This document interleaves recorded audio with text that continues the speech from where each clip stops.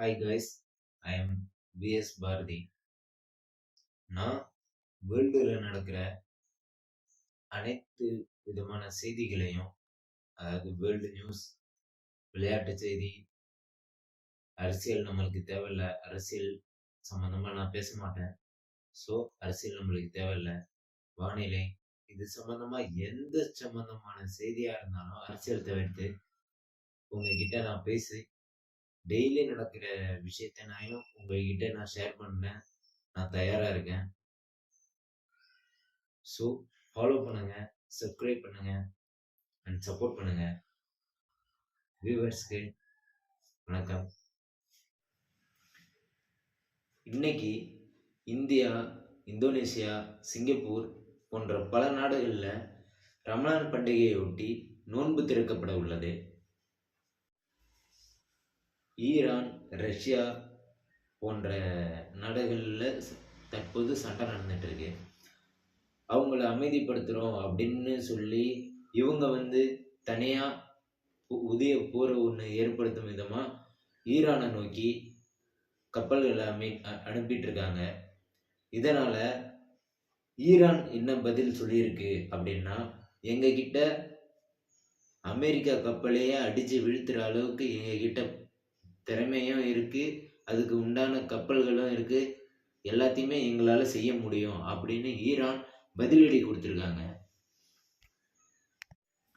தற்போது வங்கதேச பிரதமராக தாரிக் ரஹ்மான் நேற்று பொறுப்பெடுத்திருக்காரு. அவரு இதன் மூலமா என்ன சொல்லியிருக்காரு அப்படின்னா, இந்தியாவுக்கும் வங்கதேசத்துக்கும் புதுவிதமான ஒரு நட்புறவு ஏற்படும் அப்படின்னு நம்பிக்கை கொடுத்துருக்காரு. அடுத்தது வானிலை எப்படி இருக்கும் அப்படின்னு பார்த்தா, இன்னைக்கு தமிழ்நாட்டை பொறுத்தவரைய 31 to 32 டிகிரி செல்சியஸ் வரை வெப்பநிலைகள் இருக்கும். காற்றோட்டம் 45 கிலோமீட்டருக்கு அதிகமான காற்றோட்டம் இருக்கும். அதாவது காற்றுல ஈரப்பதம் அதிகமாக இருக்கும். கடலோர மாவட்டங்களில் குறைஞ்சது 5% மட்டுமே மழைக்கு வாய்ப்பு இருக்குது அப்படின்னு சொல்லியிருக்காங்க. ஸோ அதனால் இன்னைக்கு எந்த வித பாதிப்பும் இருக்கிறதுக்கு வாய்ப்பு இல்லை. மழை பெய்யும் அப்படின்னு நினச்சி நம்ம கொஞ்சம் கவலைப்படாமல் இருக்கலாம், கொஞ்சம் நம்பிக்கையாக இருக்கலாம்.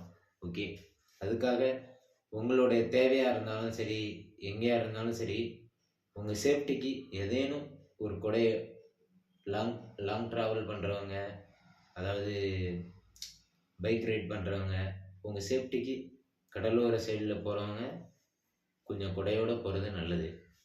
அது தொழில்துறையில் மிகப்பெரிய ஒரு முன்னேற்றம் வரப்போகுது அப்படின்னு கூகுள் நிறுவனம் ஒன்று சொல்லியிருக்கு.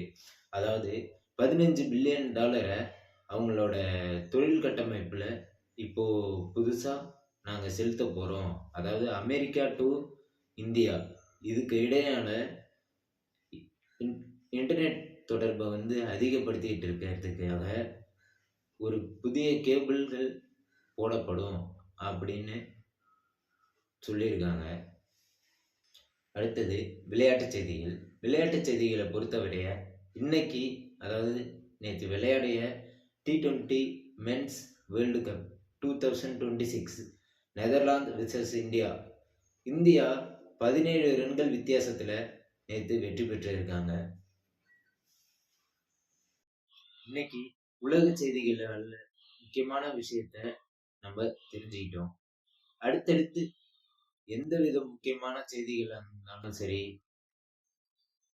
அதாவது சோசியல் மீடியாவில் ஏதாவது ஒரு விஷயம் இன்சிடென்ட் நடந்தாலும் சரி, உங்ககிட்ட நான் தெரியப்படுத்த தயாராக இருக்கேன். ஸோ விஎஸ் பாரதி சேனலை சப்ஸ்கிரைப் பண்ணி சப்போர்ட் பண்ணுங்க. நன்றி, வணக்கம்.